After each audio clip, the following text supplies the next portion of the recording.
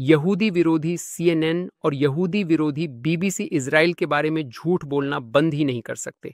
ये इतना सामान्य हो गया है, लेकिन हमें वैश्विक मीडिया के इजराइल के बारे में झूठ से कभी भी आदत नहीं डालनी चाहिए, और इससे भी ज्यादा जरूरी है कि हमें इन्हें वास्तविक समय में उजागर करना होगा।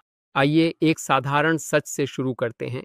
इजराइल सक्रिय रूप से ईरान के परमाणु कार्यक्रम को नष्ट कर रहा है, उसके बैलिस्टिक मिसाइल सिस्टम को तबाह कर रहा है और शीर्ष ईरानी सैन्य नेताओं को खत्म कर रहा है।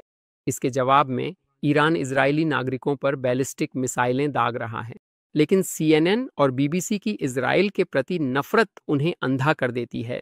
वे सच को नजरअंदाज कर देते हैं, या उससे भी बुरा, उसे तोड़ मरोड़ कर झूठ बना देते हैं।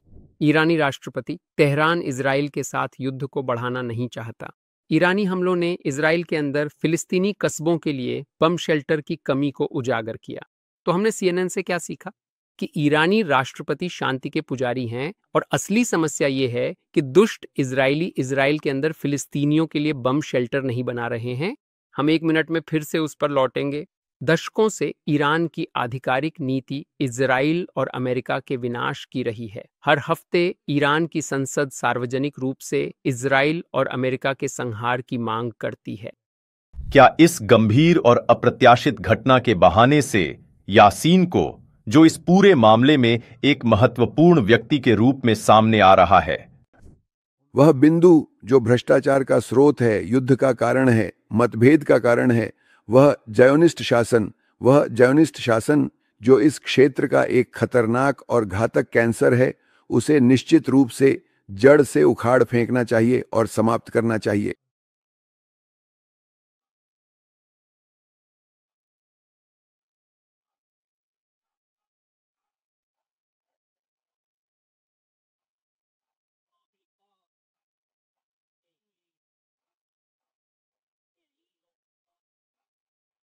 वे सिर्फ इसके बारे में बात नहीं कर रहे हैं, बल्कि सक्रिय रूप से इसकी दिशा में काम भी कर रहे हैं।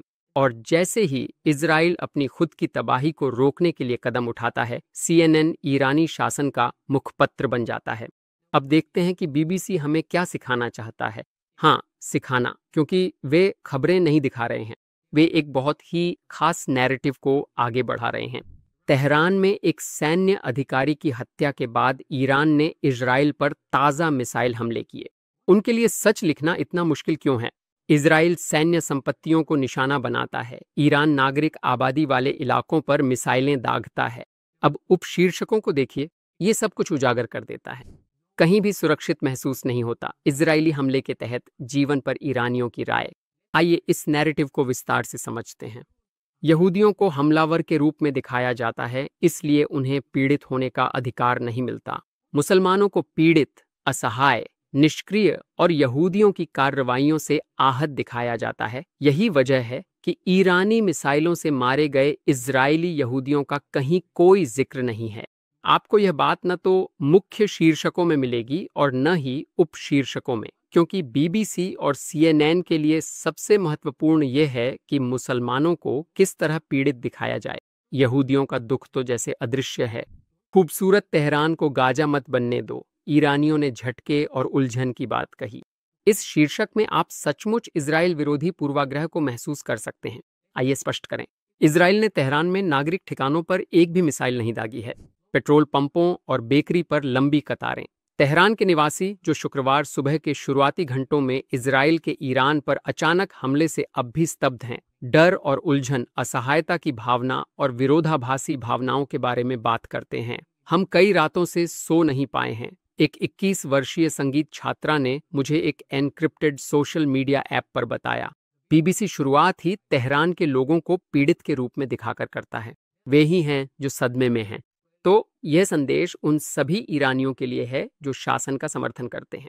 अगर आप इजराइल को नष्ट करने की कोशिश नहीं करेंगे, तो जब इजराइल पलटवार करेगा तो आपको झटका नहीं लगेगा। यही बात गनासा पर भी लागू होती है। इजराइल को नक्शे से मिटाने की कोशिश बंद कर दें और आप अच्छी जिंदगी जी सकते हैं। ये इतना ही आसान है। सब लोग जा रहे हैं, लेकिन मैं नहीं जा रहा। मेरे पापा कहते हैं कि अपने ही घर में मरना भागने से ज्यादा सम्मानजनक है। बहुत नाटकीय है, लेकिन मैं आपको शांत करना चाहता हूँ। जब तक आपके पिता कोई परमाणु वैज्ञानिक नहीं हैं या आपके पड़ोसी शासन के कमांडर नहीं हैं, तब तक आपको चिंता करने की कोई जरूरत नहीं है। डोनिया, जो अपना असली नाम बताना नहीं चाहती, उन कई ईरानियों में से एक हैं जो अब एक ऐसे शासन और इजराइल के बीच युद्ध में फंसी हैं जिसे वह नापसंद करती हैं और जिसकी विनाशकारी शक्ति को उन्होंने गाजा में दूर से स्क्रीन पर देखा है।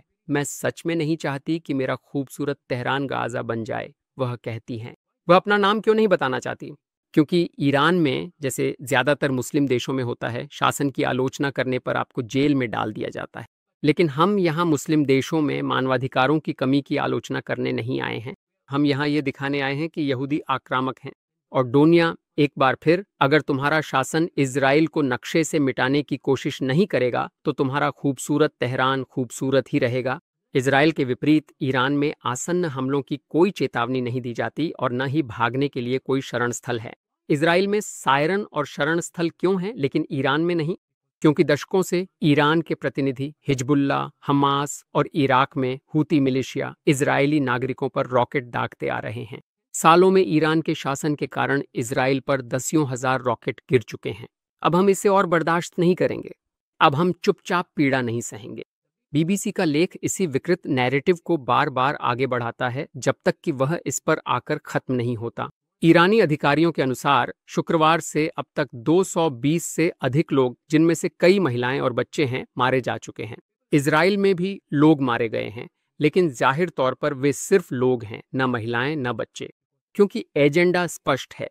मुसलमान हमेशा पीड़ित होते हैं, जैसे गजा में महिलाएं और बच्चे। क्या महिलाएं और बच्चे मारे गए? हाँ, यही युद्ध है। जब शासन के अधिकारियों को निशाना बनाया जाता है तो कभी कभी उनके पास मौजूद आम नागरिक भी घायल हो जाते हैं। लेकिन यहूदी विरोधी बीबीसी सच बताने से बचने के लिए हर संभव कोशिश करेगा। इजराइल सैन्य खतरों को निशाना बनाता है। ईरान इजरायली शहरों पर बैलिस्टिक मिसाइलें दागता है। और वैसे इजराइल में भी महिलाएं और बच्चे मारे गए, लेकिन वे यहूदी थे, इसलिए उनकी कोई गिनती नहीं। अब वापस CNN पर। ईरानी हमलों ने इजराइल के अंदर फिलिस्तीनी कस्बों के लिए बम शेल्टर की कमी को उजागर किया। ईरान इजराइल में आम नागरिकों पर मिसाइलें दागता है, इससे हताहत होते हैं। तो अब इसे इजराइल के खिलाफ कैसे घुमाओगे? सबसे पहले एक भ्रामक हेडलाइन चुनो, इजराइल के अंदर फिलिस्तीनी कस्बे। ऐसी कोई चीज़ नहीं है, जैसे इंग्लैंड के अंदर कोई फ्रांसीसी कस्बा या अमेरिका में कोई कनाडाई शहर नहीं है। जो वास्तव में मौजूद हैं वे हैं इजराइल में अरब कस्बे। इजराइल में 8 मिलियन यहूदी और 2 मिलियन अरब हैं, और इजराइल के अरबों को पड़ोसी देशों के अधिकांश अरबों की तुलना में अधिक अधिकार और बेहतर जीवन स्तर प्राप्त है। लेकिन CNN आपको यह नहीं बताएगा। मुझ पर विश्वास नहीं है?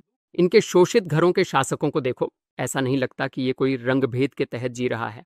ये कोई घर नहीं बल्कि एक हवेली है जिसकी ड्राइवे में BMW खड़ी है। लेकिन नहीं, CNN को इसे तोड़ मरोड़ कर पेश करना ही है। वे इजराइल में अरबों के जीवन के बारे में कुछ भी सकारात्मक नहीं कह सकते। तो जब ईरानी मिसाइलें इजरायली अरब नागरिकों को मारती हैं तो CNN की प्रतिक्रिया होती है, फिलिस्तीनी कस्बों में बम शेल्टर नहीं हैं। अब आइए तथ्यों की बात करें। 1992 से इजरायली कानून के अनुसार हर नए घर में एक मजबूत सुरक्षा कक्ष होना चाहिए, जिसे हम कहते हैं।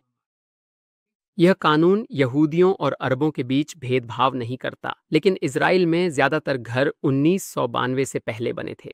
और हाँ, कुछ अरब नगर पालिकाओं में इस कानून का पालन ढीला रहा है और कम शेल्टर बनाए गए हैं।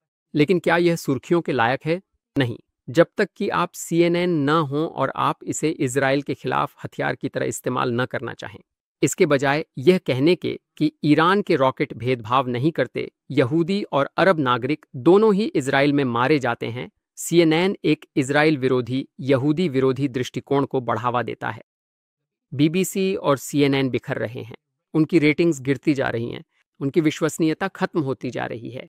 लेकिन भले ही वे पतन की ओर बढ़ रहे हों, हमें उन्हें उजागर करते रहना चाहिए, क्योंकि अभी भी ऐसे लोग हैं जो उन पर विश्वास करते हैं। कृपया चैनल को सब्सक्राइब करें, मुझे 500 मिलियन सब्सक्राइबर तक पहुंचने में मदद करें। मुझे समर्थन देने वाले सभी लोगों का धन्यवाद। आपकी वजह से ही मैं आगे बढ़ पा रहा हूं। अगले वीडियो में फिर मिलेंगे। यल्ला अलविदा। अफ्रीबा के महान और शक्तिशाली शासकों जो इस भूमि पर न्याय और व्यवस्था बनाए रखते हैं, आप सभी को मेरा सादर प्रणाम।